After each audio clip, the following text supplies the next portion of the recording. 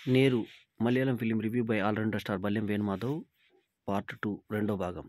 So, దీంట్లో 'మోహన్ లాల్' 'విజయ్ మోహన్‌గా ఆయన చూపించిన నటన, ముఖ్యంగా ఏంటంటే క్యారెక్టర్స్ అన్నిటికి కూడా పేర్లు మనకు గుర్తుండే విధంగా చేసినటువంటి 'జీతూ జోసెఫ్' యొక్క డైరెక్టర్ అండ్ రైటింగ్ టాలెంట్స్‌ని చూస్తే మనకు ఆశ్చర్యం అనిపిస్తుంది. సో, చాలా నీట్‌గా ఒక రేప్ సబ్జెక్ట్‌ని చాలా నీట్‌గా ఫస్ట్ నుంచి లాస్ట్ దాకా 2:30 గంటల పైన సినిమాని కోర్ట్‌లో నడిపించిన తీరు ముదావహం చాలా మెచ్చుకోదగ్గది. అట్లాగే మొహమ్మద్ అనే అతనికి మళ్ళీ పర్వీన్ అనే భార్య, ఆమె రెండో భార్య. ఆయన ఇంకొక ఆమెతో ఉంటాయి. ఈమెకి ఆల్రెడీ ఈయనకు భార్య ఉంటుంది. ఆ భార్యతో మొదలు ఇద్దరు కొడుకులుంటారు. వాళ్ళకు బ్రైబ్ చేస్తారు. ఈ రేప్ కేస్‌లో బాధితుడైనటువంటి అంటే బాధితురాలైనటువంటి ఈమెకి బాధితుడు ఎవడైతే ఇప్పుడు రేప్ చేసాడో ఆ మైకేల్ తండ్రి కొంత డబ్బు ఆఫర్ చేస్తే వాళ్ళొచ్చి తండ్రితో మాట్లాడితే తిట్టి ఎల్లగొడతాడు.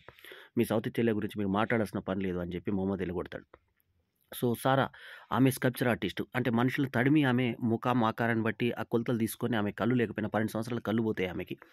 సో, ఆమె పట్టగలుగుతుంది. అలా పట్టిన తర్వాత కేసేసిన తర్వాత ఇప్పుడు ఈ క్రిమినల్ లాయర్ సిద్దిక్ వచ్చిన తర్వాత ప్రయత్నం చేసి ఎలా నువ్వు పట్టావు? నన్ను కూడా ముట్టుకో. నీకు సెక్స్ మొదటిసారి జరిగిందా? నువ్వు ఇంతకుముందు ఇంకెవరితోటి పడుకోలేదా? వేయలేదా? నిజం చెప్పు. నన్ను తడుతుంటే నాకు ఎక్స్‌ప్రెషన్స్ వస్తున్నాయి. ఈ టైప్‌లో అతను ఆ 5 నిమిషాల వ్యవధి జడ్జి ఇచ్చిన టైంలో ఆ జడ్జిగా చేసిన అతను కూడా అద్భుతంగా యాక్ట్ చేశాడు.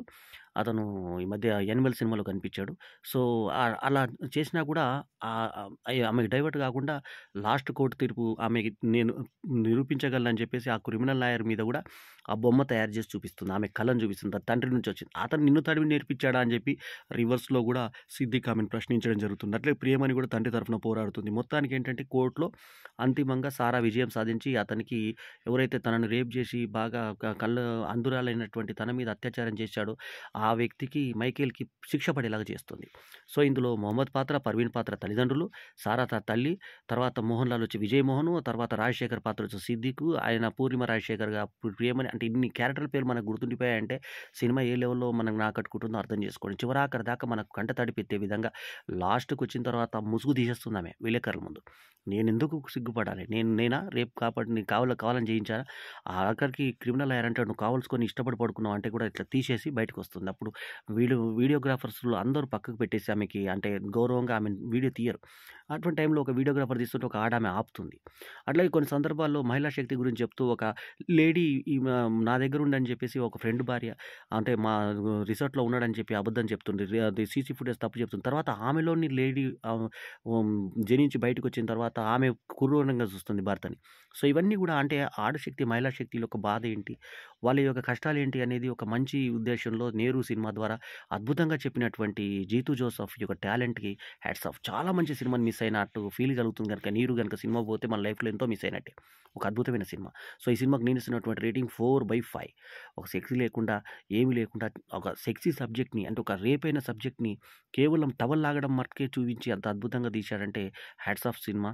ఒక అద్భుతమైన పిక్చర్‌ని చూసినటువంటి మనకు ఫీల్ కలిగించారు యాంటోనీ నిర్మాత.